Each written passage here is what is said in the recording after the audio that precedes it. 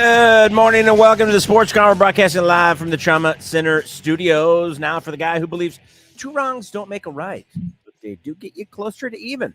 Now here's your host, Dave Carney. Top of the morning, broadcasting from the new Trauma Center studio here in La Crosse, Wisconsin. Of course, coast to coast, thanks to our friends at the Recovery Room. Welcome aboard the Sports Carnival. Chad, we've got an interesting poll question up on our Sports Carnival group page, as well as the Sports Carney Twitter feed at the Sports Carney.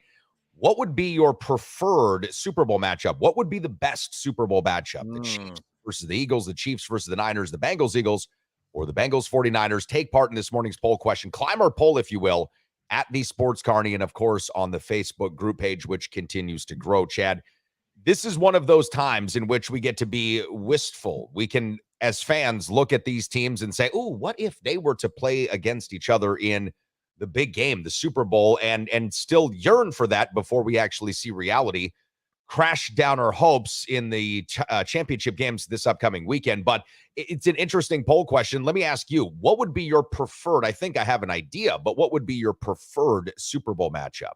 Well, obviously 49ers. And then as far as the AFC goes, I'd like to see the Bengals back in it, because if the 49ers did lose in the Super Bowl, I'd rather have them lose to the Bengals than the Chiefs.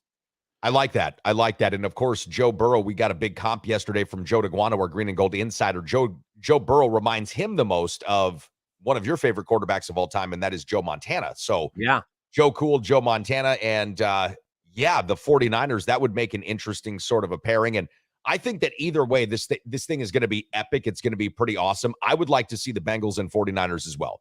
There's some historical context there. I would love to see if Joe Burrow could actually get over that hump, get his first Super Bowl in year, what would this be, 3 for him? Because that way I could say this: Joe Burrow's been to twice as many Super Bowls and won just as many Super Bowls as Aaron Rodgers. Like, if Joe Burrow goes to the Super Bowl, he has already been to twice as many Super Bowls in his entire career, 3 years in, as Aaron Rodgers would have been. And if he wins a Super Bowl, got the same number of rings. The same hardware exists. So Packer fans chew on that. You've got Jalen Hurts, who's going to make a cap hit of $2 million. If he goes to the Super Bowl, he'll be in as many Super Bowls as Aaron Rodgers. And then if Patrick Mahomes goes, he will be in 3 times amount of Super Bowls. And if he wins, already doubled up Aaron Rodgers. I mean, the legacy of Aaron Fucktard is starting to become worse and worse and worse as we get closer and closer to the playoffs. This guy is like this. And if Jeff Schneider's listening from Schneider Tax and Accounting, it's like this. Rodgers is a really good regular season divisional quarterback. Like, that's what he is. If you love beating the Bears, the Vikings, and the Lions, that's your fucking guy. Like, if you want to win playoff games or perhaps championships, maybe not so fast. But if you really own the Bears, oh, what a guy he is. I mean, he's a great quarterback against teams who are really, really middling. Well, yes. If we're going to shit on Aaron Rodgers all morning, that's a good place to start. But as far as the poll question goes, and I think about it, I honestly think the AFC and NFC matchups are just as intriguing as the possible matchup in the Super Bowl. I think when you really map this out and what it could have been, could you think of better teams to really represent both the AFC and the NFC when you really think about the whole season? Probably. I mean, there could be better matchups. I mean, you think about Joe Burrow versus Patrick Mahomes, and you've got this Brock Purdy story, which is great, against Jalen Hurts that ironically was hurt, and now he's back. And the Eagles were the team to beat, and then we counted them out, and now they're back. It's like, it's really kind of interesting. And to be honest, I'll be 100% honest with you. That's what I want. I am not 100% confident the 49ers are going to be able to beat the Eagles the way the Eagles played. Well, I wouldn't be either. I mean, I have to say the Eagles, they brought it heavy, man. And the 49ers are great. And they've got all those weapons and all of that. But I think offensively, the Eagles are going to be hard. They're hard to stop, man. When Jalen Hurts is rolling, they're hard to stop. Well, and it's not just that they're hard to stop on offense. They're really hard to contain on defense. The front four of that Philadelphia team is as ferocious as a front four as we have in the NFL. And listen, Jalen Hurts is a guy that, Chad, I was famously down on when he was in college, because when he played for Alabama, he did not look like a professional quarterback in waiting. He really and truly didn't. When he went to Oklahoma and Lincoln Riley got his hands on him, I started to take a pause and say, you know what? This guy actually might be able to play. He's still not as big of a quarterback as you might like. He's sitting there around 6'1.5", 6'2". So he's not the largest guy, which doesn't necessarily make or break your career as a quarterback. But listen, this has been a surprise turn for Jalen Hurts because he comes into the league. He's playing behind a guy anyways, then in Carson Wentz has to take over that job. That got his coach, Doug Peterson, largely fired from what we understand. Howie Roseman and all his wisdom decided it was probably best to give away a guy that just won a Super Bowl with a third-string quarterback in Nick Foles. Great idea. Who has now taken the Jacksonville Jaguars from the worst team in the league, a laughingstock when Urban Meyer coach, to a really decent playoff team with Trevor Lawrence. And listen, this Philadelphia squad has in Jalen Hurts something. I don't know exactly what it is or how long it lasts, but they have something. Brock Purdy's story is so goddamn meteoric that it's almost hard to really wrap your head around it and your arms around it because you're just waiting for the other shoe to drop. I mean, largely NFL, pundits are waiting for the other shoe to drop, where Hurts were looking at his ascension and saying, this is interesting. Conversely, the guys in the AFC, we talked about them yesterday. These were top 10 picks. These were guys that were supposed to be good, and they are, which makes it validates, I should say, their draft positioning. But when you look at Purdy and Hurts, you're talking a second round and a seventh round quarterback. It's really something. And to your point earlier, I don't know if I was a 49er fan, if I would feel uber confident about the game either. As much as I like the Niners in this story, that Eagles team, I mean, the Giants didn't look like they belonged on the field with those guys, right? No. And that's the only blowout we have seen in the entirety of this year's NFL playoffs. And then when you think about who they beat, that really just shows you that Minnesota is a regular season team only, because they got embarrassed. Because after they beat me, I was like, okay, the Giants are going to put up a fight, and I didn't think that they were going to win that game, but I thought that they would at least beat the spread, and they didn't.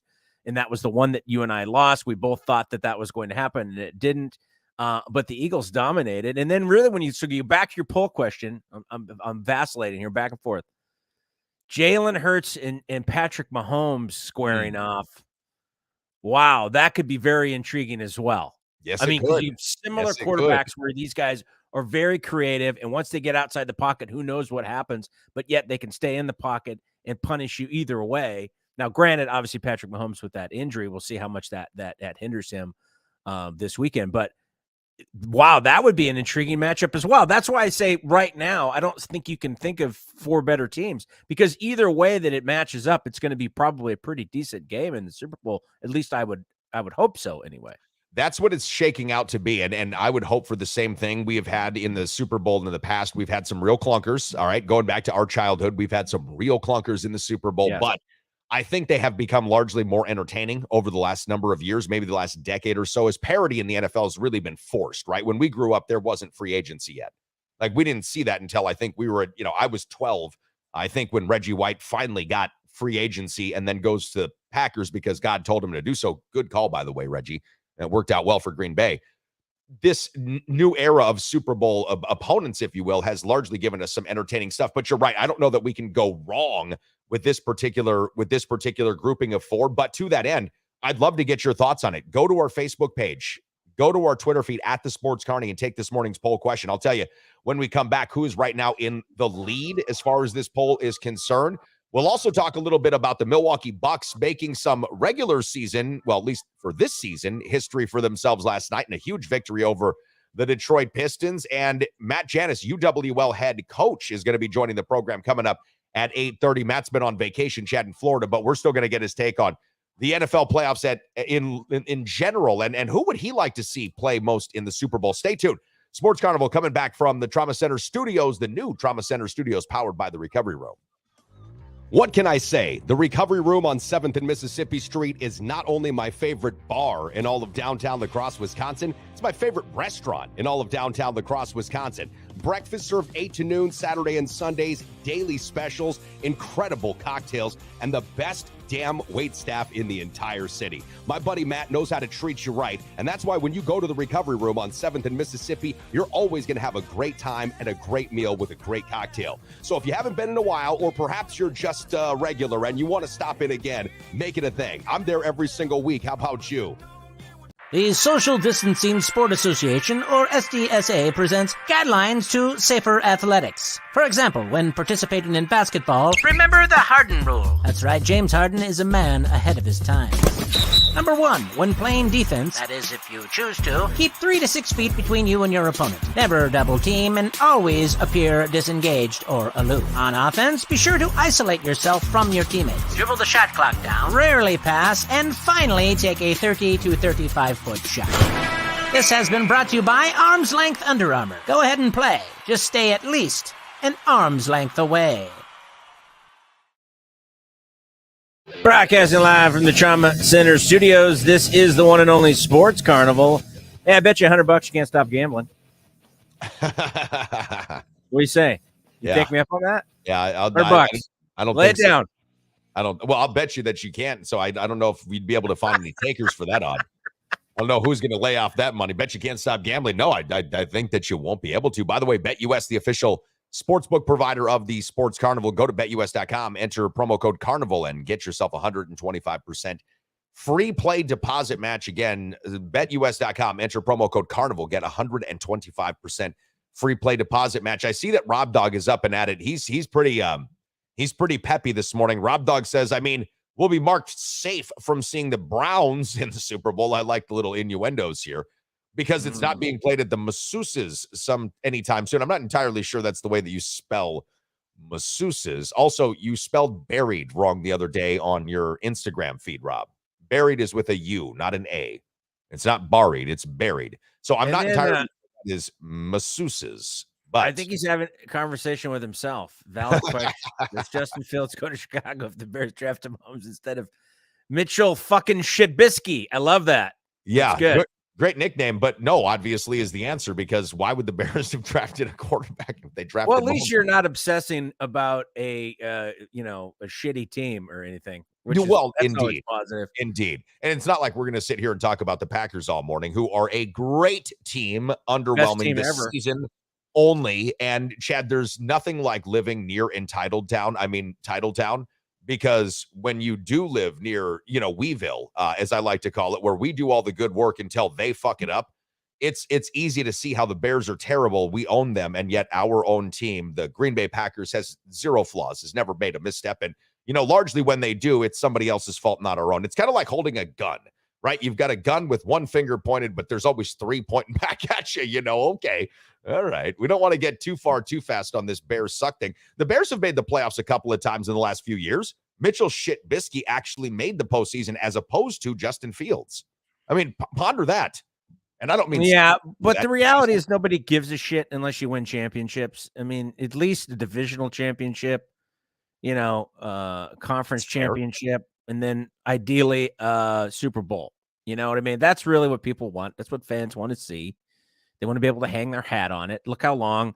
I mean, after, 1985, the 85-86 Bears, which is one of the greatest teams of all time, you still haven't stopped hearing about it. You know what I mean? The 72 Dolphins still party together when nobody wins. I mean, it's like... It's true. It's really kind of amazing how long... Obviously, again, fan, for people that don't know, is short for fanatical. So that means you're fanatical about something. Which, what a better way to spend your time than to watch grown men play a kid's game for millions of dollars and obsess about who wins and loses. It makes a lot of sense, and that's why we're doing so well as a country, and we're doing so well as a culture and as humanity, because we do spend time and effort on the things that are important. Yeah, well, we're really putting in the hard work. That's why I'm saying Expectationville and this little suburb called Weeville are fantastic, because, we're doing all the eating of 8,000 calories on a Sunday while they're doing the hard work. But I love it because we get to share in the glory. We get to share in, what we need to do? We need to sign this guy to the practice squad. I look around and I'm saying, Jesus Christ, I didn't realize you were getting a check from that team. I really didn't. And this is, I got into a conversation with somebody the other night about fucking jerseys. Listen, if you want to wear a jersey, that's fine. It's fine. It's whatever. It's your fashion statement. I cannot, under any circumstance, put another grown-ass man's name on the back of my shirt and feel like a grown-ass man. There's just no way that I can do that. It's like, who's your hero, Jimmy? Who's your hero, Skip? Well, let me tell you all about my friend Aaron Rodgers, like, wait, what? You saw him play football on TV, and how old are you? You're wearing his fucking jersey? Like, seriously? What if you have a fanny pack and a ponytail? Then is it okay? Well, of course, if you have a fanny pack and a ponytail, all things are off. I mean, that's we reset the market at that point, right? I mean, that's like top fan billing. That's the qualifier. The qualifier to be able to put another man's name on the back of your jersey. So we got a friend that's in town here, right? And he's a good guy. He really is. Sometimes you guys listen to him on country radio in the middle of the day. He bores you right into your nap. Okay, so. By the way, if this dude was as good at radio as he was at wanting to be good at radio, he would be fantastic. I mean, just fantastic. This setup sucks, Joey. Just pump the brakes on that. This shit is awful, and I've got to fix it all. There's nothing to see here right now. Trauma Center Studio, nothing to see here. But this guy won Fan of the Year from the Minnesota Vikings, generally reserved for 10-year-olds named, Chad or some shit like that, right? A 10-year-old named Chad can win Fan of the Year. And I mean, I'm stoked about this. The guy's getting autographs. He's meeting these dudes. He's, the man dresses in costume, like actual costume, chains, shirts, amulets. We're talking about, I don't know if there's a John Lee Conker root hung around his neck in some way, shape, or form, which, by the way, if you don't know, that's a voodoo thing if you're down there in the South. Listen, he dresses up like in a costume every single weekend when the games are on. I don't want to tell him how sad it is. I don't want to say, dude, that shit looks sad. That really does. I'm depressed for you right now because it really does show the lack of prioritization of anything. We're going to discount our own lives, right? So as grown people, grown men especially, we probably got 56 things that we need to work on any given day, any given time. But we will rather spend our time doing this than focusing on that. If you have a bad job, you don't want to worry about that. You want to go back to the well of football or basketball or baseball or whatever. And it's totally I get it. It's a really easy distraction to get yourself into. And then once you do, you go down that rabbit hole and pretty soon, you're wearing a Minnesota Vikings fucking skirt, to actual dinner. Well, again, here's the thing. I don't want to admonish anybody that's, fanatical about anything because I'm fanatical about certain things like food. But that's also a necessity. Your favorite steak shirt when you go but I do. I take a picture of the hamburger I ate and put it on a t-shirt. It looks awesome. But to get escapism for 2 hours is one thing, but to put your whole entire creativity and effort and energy into winning a contest for children is kind of interesting. Yeah, but it's interesting. And again, but he's Fan of the Year, so you cannot argue his success, Dave. It's winning. It's winning time. And let me say that we've put in a lot of work to winning these football games over the last few years. We have, like all of us collectively. And when I say that in Green Bay, there is something to be said about that because in Green Bay, it's like in Seattle, you can actually see people make an effect on the field. Kirk Cousins couldn't call anything. The Green Bay fans were too loud. Looks like Morning Wood is not happy with us. Who cares what people wear? Yeah. Who are you to judge? Yeah. Who are we to judge? Good point. It's called fandom. Look at the amount of people that wear jerseys and dress up in whatever they desire. Indeed. Shitty take. Sure. Well, you shut us down, Morning Wood. Good call. But see, okay, here Morning Wood, though, was going off a couple of weeks ago about, certain things that happen at schools nowadays. Listen, who are we to judge? We're nobody, but who is anybody to judge anybody? Okay? Who is anybody to judge anybody? We just do it. Jeffrey says, my t-shirt says pork slut. Now that's a shirt I can get behind. That's hilarious. Is that real? Maybe. Jeffrey, I hope that's real. I hope you're not making that up because if that's real, that's awesome. Oh man, say it loud, say it proud. I'm a Packer fan and I'm wearing my jersey. It's great. It's great. Listen, we can all dress the way that we want. It's not saying that you have anything wrong with you. It's just an interesting thing for me. I can't do it myself. That's why we made famous GMWWJA, also known as the Grown Men Who Wear Jerseys Anonymous. If you're over 18, unaffiliated with any sort of a sports team, not getting paid by them, take off the jersey. It's not too late. That's what it is. It's not. That's the bottom line. It's the bottom line. It is the bottom line. Listen, this is Maddie from downstairs at the recovery room, Maddie Ellens, and he says any person who uses the word "we" when describing their favorite team and never played, worked, or owned a team is a fanatic. And that's true because, see, Matt's brother actually works for the Tampa Bay Buccaneers right now, longtime member of the Jacksonville Jaguars. He can say "we." He can say "we." And And listen, this is the thing. Sports guys, they love this and they hate this in the same way, because I've worked for pro sports teams, and Maddie, I'm sure that you would understand this as well. There's a love and hate relationship with the we fans, right? Like in one respect, the players love it in the moment because it brings a better buy-in to the team, and therefore vis-a-vis to them. However, the we thing turns in an instant, and this is why we go back to that DeMar Hamlin thing. If DeMar Hamlin, and I'm not saying that what happened to him is awesome, because it's not. That was horrifying and it was scary. But if DeMar Hamlin would have been missing tackles, giving up a whole bunch of touchdowns, people would have called for his job. They would have told us that he was a shitbag and that he shouldn't be playing. Bills Mafia would have said, get this guy out of here. You should run him over with a truck. Okay, that's how vitriolic we get when we don't like the way that the players played. When we like the way that they have done something that makes us feel validated, they're elevated to a status of godlike proportions. Again, this is something of it's a societal thing, Wood. It's not you. It's not just who from the Minnesota Vikings fan club. This is just a thing in general that I think that we look at, and there is something to this, right? Like there really is truly something to the idea of distracting yourself by putting all of your emotives, into somebody else's job, into somebody else's career, into somebody else's day-to-day life, because it does give you a way to not focus on yours. It really does. It gives you an opportunity to say, mine's not important, theirs is important. And listen, for 2 hours a week, absolutely, probably psychologically 100% beneficial. But if it's 40 hours a week, like your job, and by the way, I'm on some group text that I cannot get off of. This has become the bane of my existence. There is a Green Bay Packer group text that is happening now, 347 messages every day. Who wants that? I'm just saying. Sports purgatory is what you're in. I love it. Sports purgatory is what I'm in. And I love the Packers too. I really do. On Sunday. I mean, like, seriously, on Sunday. Soul Surfer says, he says Foreman plays Eye of the Tiger before he wrestles the missus. I can see that. That actually would work out well. That's you got. Hey, if whatever it takes to get motivated, yeah, right. Whatever it takes to get a little Rocky out of the corner, that's what you got to do. I think so. I mean, I think that Foreman's playlist is probably more expansive than just that one, Breacher. But I agree.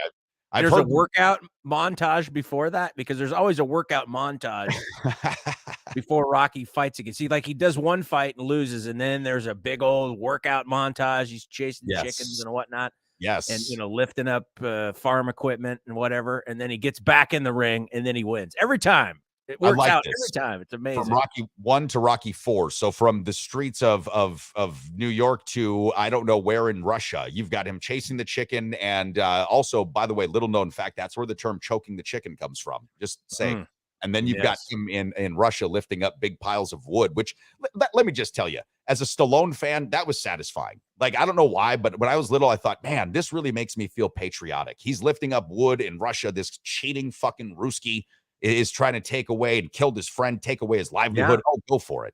Just go for it. Yeah, he killed Apollo Creed. He deserved to get his ass kicked. Yeah, not that Apollo Creed didn't know full well that he was going into a fight that he never should have or could have won, and used his own hubris. See, that's really the tale of Rocky 4. It's not just that the Russians are awful. It's don't believe your own hype, because Apollo was over his skis, never should have fought him, died in the ring. All right, let's see. The Sports Carnival poll question this morning at the Sports Carney on Twitter, Chad. Who would make the best Super Bowl matchup? Bengals-Niners, Chiefs-Niners, Bengals-Eagles, Chiefs-Eagles. Chad, we've got a two-way tie for first place on Twitter at the Sports Carney. Bengals-Niners and Bengals-Eagles. Chiefs-49ers getting 0% of the vote. Really? And Chiefs-Eagles getting 25%. Huh.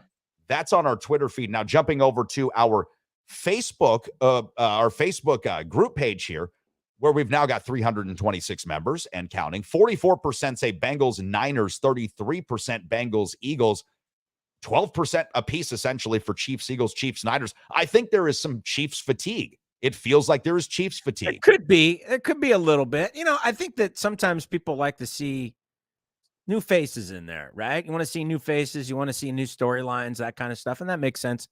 Again, when we go back 49ers, Bengals, obviously there's history, Super Bowl 16, Super Bowl 23, the last Super Bowl 23 that they played. That was, if you remember, that was the comeback. That was the Tim Krumrie broken leg, which was showed over and over again, which was absolutely horrifying, but it was the comeback and the touchdown pass to John Taylor that ended up winning that. And of course, I think the previous one in Super Bowl 16, I think the quarterback was Ken Anderson for the Bengals, and the 49ers won that as well. To me, that's the one I'm looking forward to, because I could live with losing that if Joe Burrow wins. I like Joe Burrow. I think that he's going to eventually win a Super Bowl. I mean, it feels that way. Yes, right? he will. I mean, we kind of counted him out earlier in the season. We're like, uh-oh, Super Bowl hangover, right? You lost the Super Bowl. It's typical. You get the hangover. You didn't get back.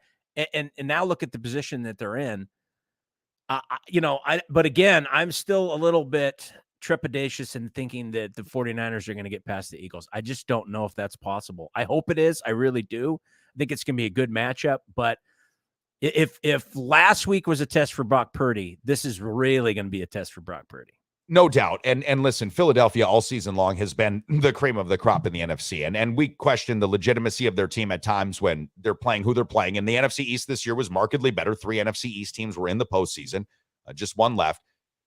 You're right, though. The Philadelphia matchup is going to be a lot harder. I will say this about that Giants and that Eagles game. Anytime you give a team 3 opportunities to face you, there's a very likely possibility that the best team wins. This is why they used to do the best of 3 and the best of 5 series, right? Like there used to be a best 2 out of 3, best 3 out of 5 before they went to all 7 games in the NBA, at least, and in Major League Baseball. There is something about seeing a team 3 times that can really get you to figure out who exactly it is that you're facing. And for that, I think the 49ers are in a better spot because at least they don't have 3 matchups under their belt against Philly this year. And conversely, Philly hasn't had 3 opportunities to see and feel. It's not just the seeing a team.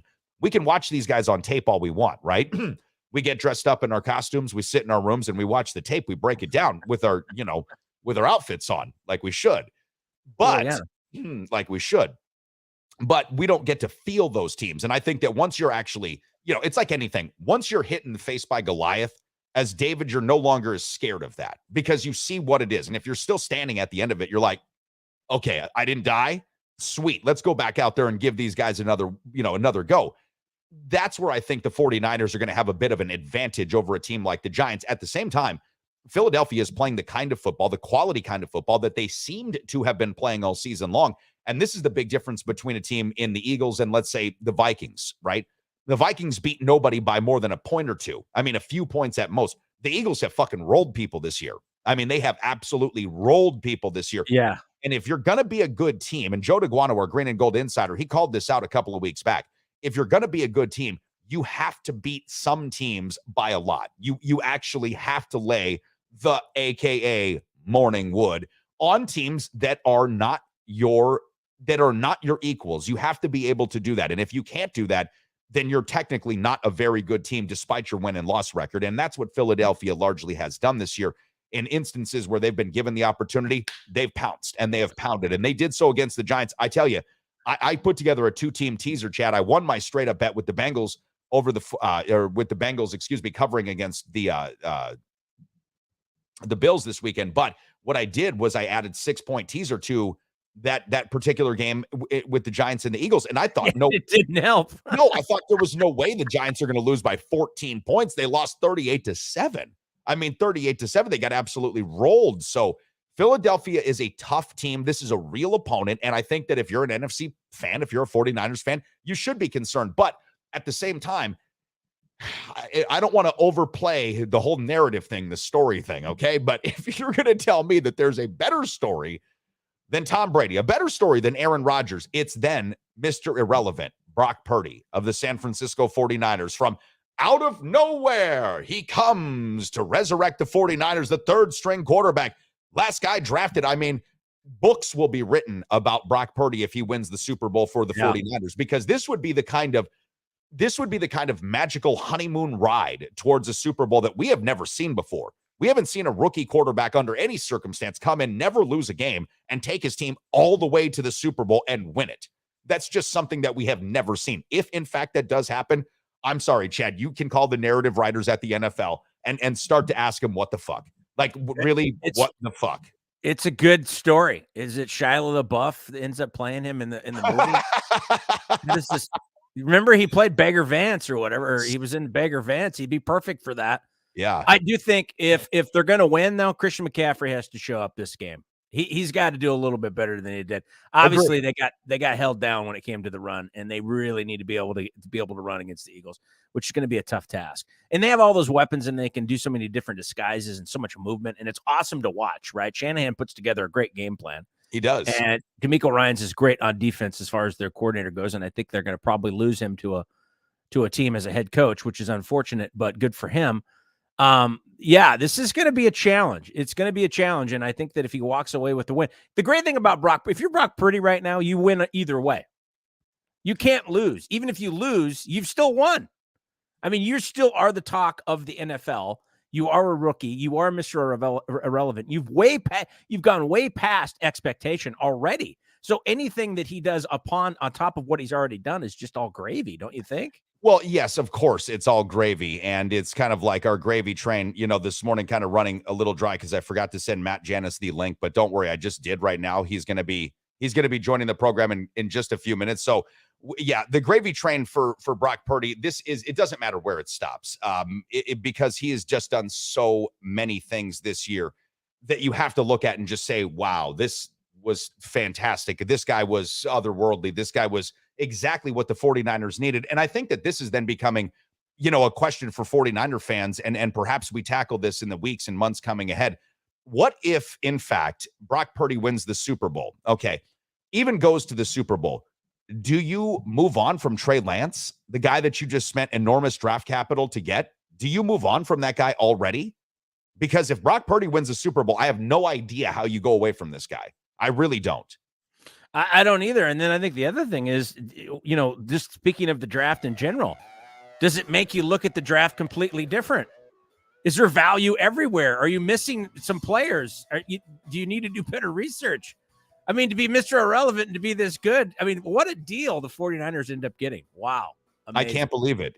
Think about it. From Michael Sam to Brock Purdy, Mr. Irrelevant turns from a player that's not playing in the NFL for various reasons to a guy that could win a Super Bowl and then take Trey Lance's job, who got picked number 3 overall. Don't worry, guys and gals. Matt Janus, UWL head football coach, fresh off of his trip from Florida, is going to be joining the program coming up next year on the Sports Carnival, broadcasting live from the all-new Trauma Center studios powered by the Recovery Room. Stick around. Preferred Insurance is the official auto, home, business, flood, and life insurance agency of the Sports Carnival, serving folks in La Crosse and surrounding areas with licenses in Wisconsin, Minnesota, and Iowa. As an independent insurance agency, Preferred Insurance is free to find the very best insurance for you, your family, or your business needs. Call my friends at Preferred Insurance today and set up a free consultation. Remember, working with an independent agency means Preferred Insurance works for you, with you, to find the best solutions at the best prices.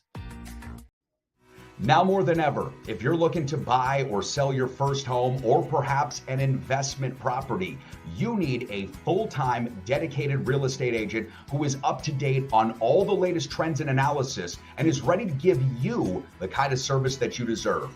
That's why the official real estate agent and the official real estate partner of the Sports Carnival is Kyle Cable of One Trust Real Estate. Whether you're looking to buy or sell your first home, or perhaps you are a seasoned investor, call the official real estate agent partner of the Sports Carnival, Kyle Cable of One Trust Real Estate. Back to the Sports Carnival, broadcasting live from the Trauma Center studios. Remember, just because you're ugly and stupid doesn't mean you're not worthwhile. It just means you're harder to love. Now, here's your host, Dave Kearney. Yeah, truer words were never spoken in America, except for we won the Super Bowl and you're not a member of the team, right? Like those are pretty true things that we get to say here.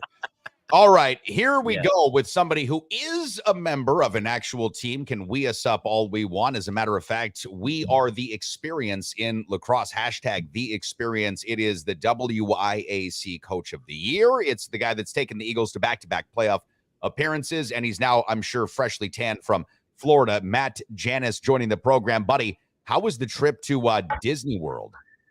Well, what's shaking, you guys? It was good. We got able to kind of sneak down there for a little bit. We had it was actually my mom's birthday, so my siblings and I we all surprised her in St. Pete's. But I kind of had a day ahead of us. We took the kids to Disney World, and I survived. If everybody's asking, I think we went on like 14 something rides and hauled those 3 boogers all the way around. But no, it was good. Good to see good to see the sun and be on a beach for a little bit, and then come back to the cold. And you forget how cold it is here until you spend a couple of days in Florida, then you come back, you're like, oh, cold, snow, okay.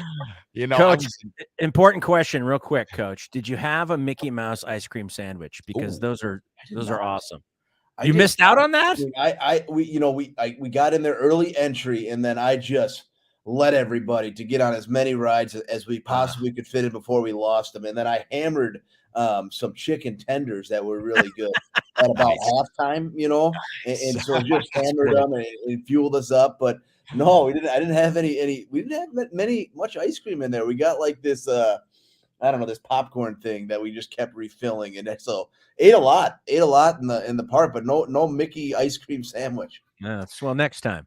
Next time. And by the way, Disney's about to celebrate their 100th anniversary. And I hear that Disneyland, just throwing this out here for Hannah and the family, your 2 daughters and son, Disneyland is going to be doing something really exceptional. So maybe you go across the country, you go to Anaheim, and you get to see what that Disney experience is going to be like. Listen, I don't want to set you up for failure, but boy, you got to step your game up at Disneyland, because that's the original. That's yeah. We were there. We were there last June, I think. So I'm good. I've done my Disney my Disney share. I think it's for me. I know I need to move on a little bit, but yeah.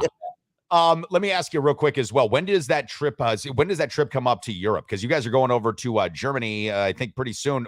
This is spring break for UWL, correct? Yeah. So no, we're actually going to go at the end of May here. So probably we're going to go the 23rd to the 30th. And so we're going to take off then and going to go to Italy. And then we're going to be in Milan, Florence, and Rome. And okay, so got it. Italy, not Germany. Good call. I'm pretty excited because we get 10 additional practices with that in the spring.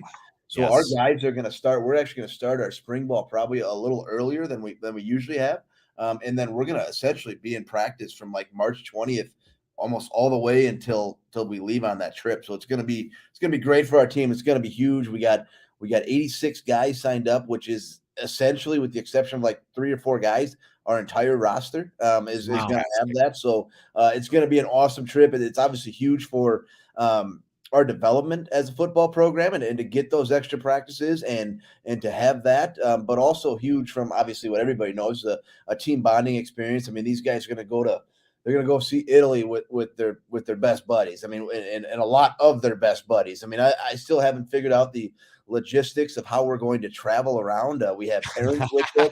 I mean, we're going to have a travel party of like 150. So I don't know how that works. Not my job to figure it out. That's the travel agent, right? So there you go. It's going to be really cool, and we'll do everything. Right now, it's been also kind of cool because you kind of like networking with Italian clubs, right? And so you're talking with some Italian clubs. Like I just sent an email to the coaches in Milan. And that's actually where like Art Briles is right now, or has been. So if you ever wonder what happened to him, he's been out there. So trying to kind of get some, we're kind of working. Coach Zweifel, our special teams coordinator, defensive backs, he played a little bit out there. He actually took a trip previously out there, so he's been talking to teams in like Parma, and so it's been kind of cool to kind of have that kind of worldwide networking as we kind of pieced this trip together. And like I said, it's going to be an awesome trip from a football standpoint, but also just from our team. And our guys love to go on road trips together anyway, even if just for a night. So I can't imagine how juiced they're getting just to spend a whole week in Europe. Well, as somebody who would, probably stow away as a chaperone, and I would just sleep in the luggage compartment. I don't need a seat. It's fine. You guys have suitcases big enough. I could just fit right in there. It's going to be exceptional. One other thing that pops to mind when I think about the 10 additional practices is this: how screwed teams like Whitewater, who are going to be playing the Eagles on the basketball court tonight at Mitchell Hall, how screwed teams like Whitewater are going to be against you guys coming up this year. Matt, that's the kind of extra practice time that I would imagine as a coach feels invaluable, right? Like to be able to have this early jump start on a season, especially in which a season in which you're going to be turning over a lot of key position players. I mean, you've got a lot of returning guys, of course, but a lot of graduating seniors. Joey Stutzman's not going to be on the team anymore. A lot of guys are going to be looking to step up. That's got to be seen as an invaluable extra piece of practice for you guys. Oh, exactly. I mean, especially at our level, like we're not like Division II or Division I where you get you get a lot of practice time. Like you just don't in the spring. We're limited to 15. And so for us to be able to extend on top of that, I mean, for all those guys, and you're right, we're turning over, center to 2 guards. We're turning over at running back a little bit. We're going to have some turnover at receiver. Now we think the pieces are there. We've been developing a lot of these pieces for the last 2 years now. And now as these guys go into their junior year, we're expecting, big things from Wyatt Lemoyne and Levi Ledke up front and Brennan Harder up front. And so we're expecting big things. We think we have the talent, but being able to use this spring now, those guys are going to get a ton of reps. And it's not just going to be 11 on 11 reps. I mean, just for them to be able to, for instance, our O-line just to go out with Coach McGlenn and be able to run drills during practice and for our receivers and quarterbacks be able to work together with Coach McGuire on some routes and some concepts like that. It's just going to be huge from a developmental standpoint. And like I said, I mean, that's a big part of doing this trip as well. Obviously, we want the experience, and you were talking about that earlier, but to be able to, especially in a year where, we've relied on guys like Joey Stutzman and Alex Bongers and Eli Alt for those are 3-4 year starters for us. And now, so when you lose some of those guys, and I'm not concerned, it happens everywhere, right? When seniors graduate, seniors leave, but you're also talking a lot of leadership there. And so this trip and having these additional practices are going to enable other guys to be able to step into those type of roles. Yeah, it should be a really fun experience. And look, I think that for us, here on the state side, when you guys are over there, we're going to be just pining for the UWL football Twitter feed, the UWL football Instagram feed and Facebook feed to keep us up to date. And again, kudos to the guys and gals that are behind that, because you're putting out some really quality little videos and sort of exciting promotions for the coming season. I can only imagine how cool it's going to be there in Italy. While we've got you for a few minutes this morning, Matt, I want to get you to weigh in on the poll question, which we've got on our Twitter feed at the Sports Carney, as well as our Facebook group page. And it's simply this: what do you think would make the best Super Bowl matchup? The Bengals-Niners, Chiefs-Niners, Bengals-Eagles, or Chiefs-Eagles? I'll tell you, on our Twitter feed at the Sports Carney, Bengals-Eagles, 46.2%, Bengals-Niners, 38.5%. Really, everybody else is trailing for just crumbs here. What are your thoughts on who would make the best Super Bowl matchup? It's a tough question. I'm gonna say that's a tough question. I kind of I don't know. There's something about Joe Burrow I just like. I want to see probably the Bengals and Niners, because I want to see, I feel like the Bengals had such a good plan against Buffalo with quick throws and getting the ball out, knowing that their offensive line isn't the greatest, right? They're playing some backup. So I'd probably like to see the Bengals versus the 49ers to see how the Bengals offense handles the 49ers defensive line. And then obviously, I don't think the Bengals are falling short behind in their defensive line either. So to be able to see, that Kyle Shanahan run game and versus the Bengals defense, I think that'd be an intriguing matchup. Plus, with Purdy, like you guys were just talking about that, like there's that kind of intrigue with it. And some of the players on the 49ers, Samuel, I mean, they're just kind of electric. So that's kind of what I would I'm with everybody else in the Bengals and Niners. I wish I could give you a different answer, but I'm leaning towards that poll too. What's interesting, you mentioned about the Bengals and their offensive line being banged up. What surprised me is how well they actually ran the football. Mixon had a really decent game, and they were able to mix it up between the run and the throw. Were you a little bit surprised by that, especially after all that talk? Were they making up a lot of that, and it wasn't as big a deal as everybody thought it was? There was a few where they were just, like you said it, Chad, they were just mauling them. It's huge up front. I don't know. And I think everybody's kind of asking the same thing. Where was Buffalo? What? Because you look at that, and I know the Bengals. Playing in Cincinnati, you can play in the cold, but Buffalo home game, snow. You know what I mean? I didn't even think it was gonna really be even a game, and I don't know if they were flat or whatever. They didn't really run Allen all that much. They didn't have their kind of their sick, when you bring Allen into that, they kind of have a 6-headed running attack. They didn't do that. Obviously the frustration with Diggs, but yeah, even defensively, it's just what? Where are you guys? Did you guys show up, or are we in the locker room? It's kind of hard to get a feel on that team. I had a thought about the Bills when Damar Hamlin's injury sort of took over the league and took over the league narrative, that the Bills season could go one of two ways. And we sort of talked about this when Damar Hamlin was found to be not only just safe, but recovering and on the way back to what we consider full health. the Bengals could have been buoyed by that, or the Bills, excuse me, in such a way that would have lifted their spirits and perhaps given them like I don't know, a heaven's gate pathway towards the Super Bowl, because it was just so magnificent. The other thing that could happen, and I think this is what we saw, is that Bills team got shook because one of their brothers nearly lost their life, like by playing football. Yeah. And I have a feeling, and I don't know because I'm not inside locker rooms like that, I have a feeling that scared some members of the Bills. They didn't feel like the same team after, and I don't mean scared them in a way that they can't go and play football, but there's such a near loss there, and such a close near loss, that the emotions of getting over that, I think, were possibly too much, because the Bills looked, let's just call it what it is, they looked outplayed by the Dolphins. And then when you consider what they got to see against the Bengals in a game in which traditionally would be a Buffalo favored type game, it's snowing, it's at Orchard Park, the Bengals just handed them their ass in a hat and said, here you go, we're going to take this game from you. So I think Buffalo was a little deflated by that, but I can't blame them necessarily for that feeling. Only as a human, I feel for him, and DeMar Hamlin, God bless him, he's getting better. The Super Bowl this year looks like it's going to be a fun matchup, Matt.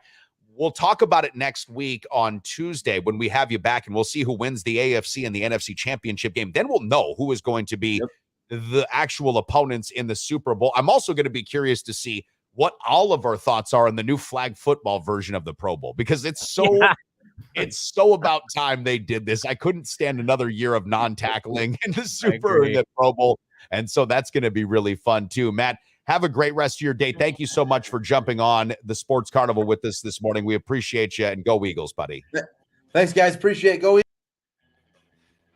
The official mortgage team of the Sports Carnival is the Midwest mortgage team of Land Home Financial, my good buddies Mike Garcia and Todd Vercruzzi. Listen, we all know the mortgage industry is in a bit of an upheaval right now, and that's why it's more important than ever to go to a couple of guys that you can trust, a local operation right here in La Crosse. That is the Midwest mortgage team. Again, Michael Garcia and Todd Vercruzzi of Land Home Financial. Don't make a mistake with your mortgage needs. Go to the official mortgage provider of the Sports Carnival, the Midwest mortgage team, Mike Garcia and Todd Vercruzzi.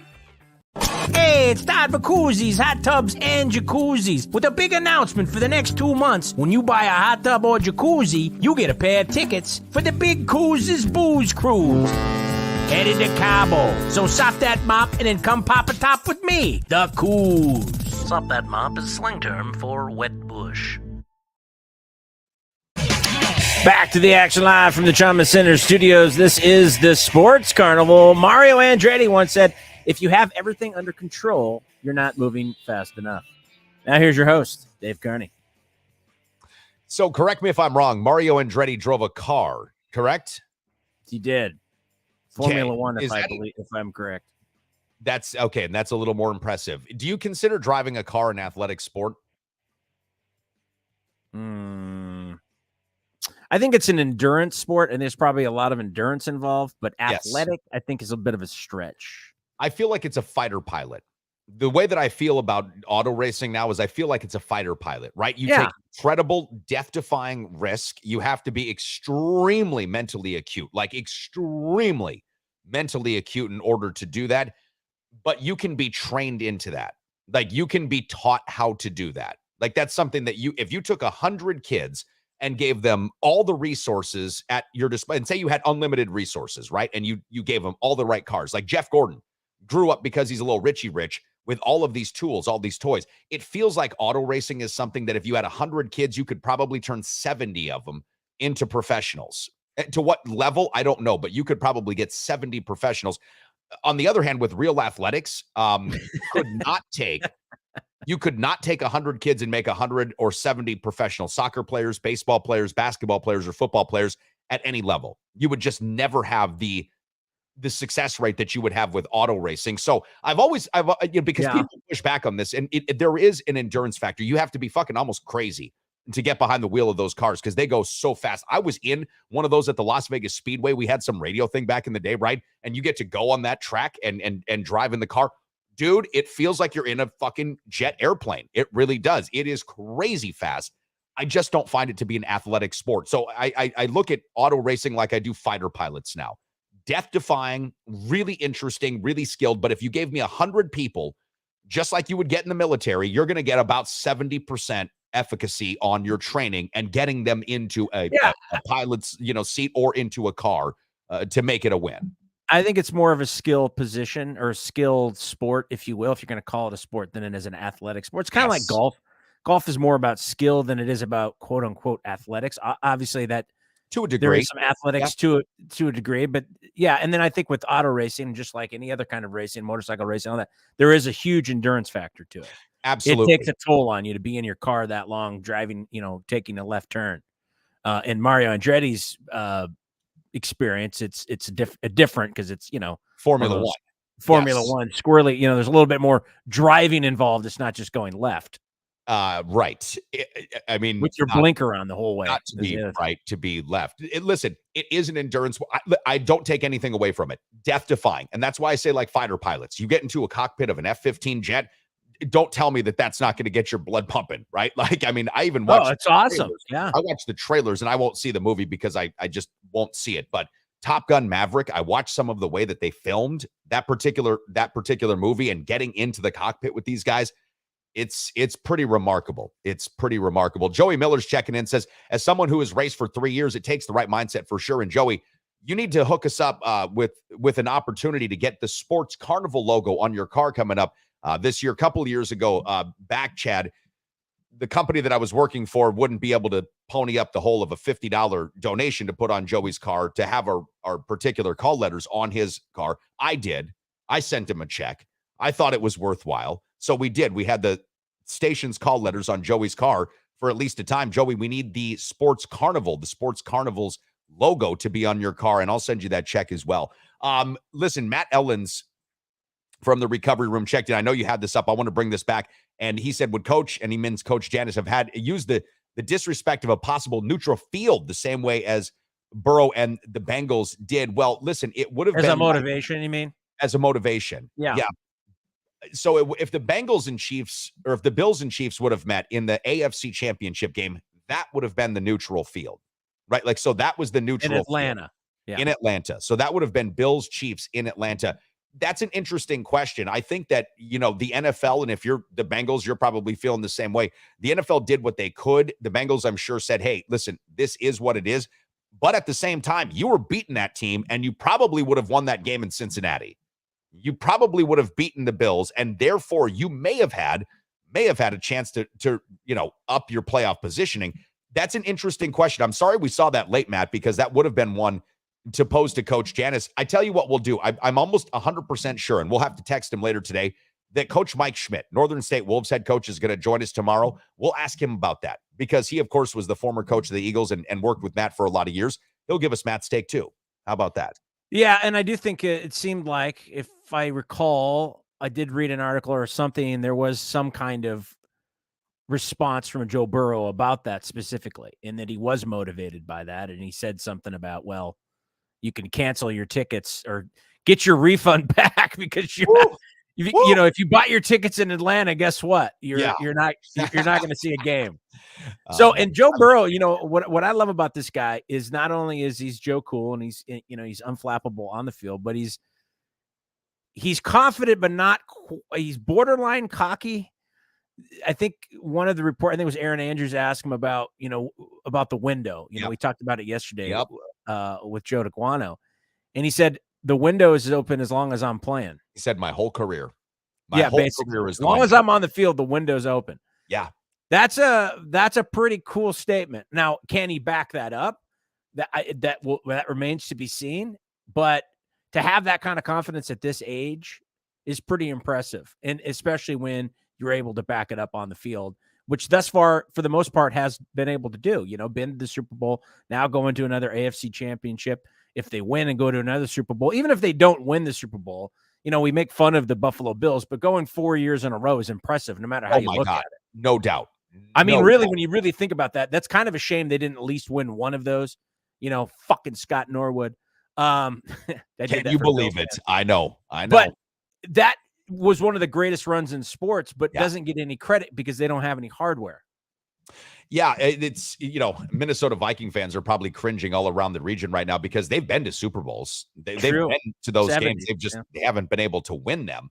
You're right. The 4 times in a row, though, does deserve a ton of credit. It really does, because going 4 years in a row is in of itself a massive accomplishment. And now let me just back up here a little bit with the Sports Carnival poll question. Bengals Niners is getting about the same percentage of votes on both our Facebook and our Twitter feed right now. I'm seeing 42% of the responses coming in for Bengals Niners when asked what would make the best Super Bowl matchup at the Sports Carney. Over on our Facebook group page, 44% have Bengals Niners as the best Super Bowl matchup. There is something that we need to say as well. Patrick Mahomes is doing something that many quarterbacks in his position are not able to do, and for various different reasons, continuously putting his team in a position to possibly play in a Super Bowl. The 5th consecutive AFC championship game for this guy. That's 5th impressive. consecutive AFC championship game. Now, Patrick Mahomes also got the bag, right? Which largely determines how far your team goes in the future for at least the duration of history in which we've seen these contracts get so bloated. Generally, when you have an 18% or more total cap hit of your team's total salary, you're not winning, because you just can't, as a team, afford the pieces around you. I thought the Chiefs were going to take a major step back without Tyreek Hill. Now, Tyreek Hill had a great, not good, great year in Miami. That's one of the few times in which you see a guy move on in a trade that actually works out for both parties, right? Yeah. Like, the Dolphins got a great player who performed exceptionally well this season, and the Chiefs got a whole bunch of draft capital back. And guess what they did? Not skip a beat. They didn't skip a beat without this guy. There is something to be said about that ability as an organization to be able to manage the salary cap, manage the players that you have on the field, and surround your team and your quarterback with that talent. So Joe Burrow's, take on the window is my career. Maybe if your general manager is good, if your scouting department's good, if your coach is really good, because he's on a cheap rookie deal right now, considering when they've got to pay this guy $45 million a year, that's going to change things. And there's going to be players lost. They won't be able to sign all the guys they have. So you're going to have to rely upon the draft. I give the Chiefs a ton of credit, man, because they have really put together a team around Mahomes that's able to compete year in and year out, and not to kick a dead horse. But fuck, man, this is why the Packer fans should be upset about Rodgers and his career. It's not that he's not a fun quarterback to watch. Jeff Schneider, Schneider Tax and Accounting, my accounting firm. It's not that he's not a fun guy to watch, and it's not that the Packers aren't possibly better with him under center. It's just that they're not knocking on the door every year. I think Packer fans would largely be, and I would, satisfied if you thought that in some way, shape, or form, they're always right there. Mahomes has taken this team to the AFC championship game. If Rodgers was in the NFC championship game every year, and just made it to a couple, just won one, you'd probably be able to say, well, okay, but they were there every single time this guy was suited up. That's just not the case. And that's where I give a lot of credit to Mahomes and to, Andy Reid. And I was just going to say, staff. Yeah, Andy Reid is a great coach as well. And you also see that with, teams that have that much success over that period of time. It's usually because there's a combo between a great quarterback and a great coach, a la Tom Brady, Bill Belichick, right? When you go down the list, we don't have to go down the list, but when you go down that list and you start looking at those teams, that's usually the matchup, right? You got a great quarterback, great coach, and then you've got other pieces, obviously. As you mentioned, when you do take the bag, which Joe Burrow, if his attire or his fashion is any indication, is going to take the money. He's going to take that may change things. You're absolutely right. He's going to take the money because he likes fur coats. Yeah. He's got a little. Everybody says Joe Montana. He's got a little Joe Namath in him as well. So, as far as off the field goes, from what I've seen, not saying he's a womanizer and he's going to hit on a lesbian on national television, but you never know.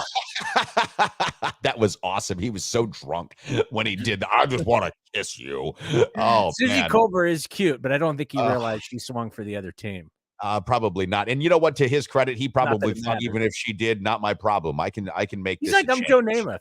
I'm almost 70 years old. I can still pick you up. Watch me. Do you remember me in a Hanes commercial? You're welcome. You're welcome. Chad, as we wrap up shop here on the Sports Carnival, thanks a bunch to our friends BetUS, the official sports betting partner. Kyle Cable, One Trust Real Estate, sold my house in 2 days. Preferred Insurance, Tony and Brian, down there on 4th Street. And, of course, the Midwest Mortgage Team.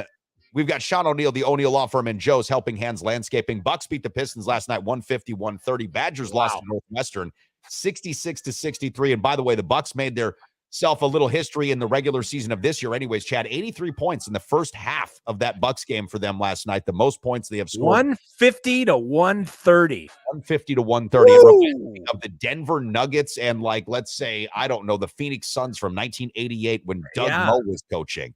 I didn't know you had to go to a total of 250 almost for Christ's sake. That would be 280 right there. And by the way, Chris Middleton played for the first time in like 6 years. He had 8 points off the bench. Janus 29.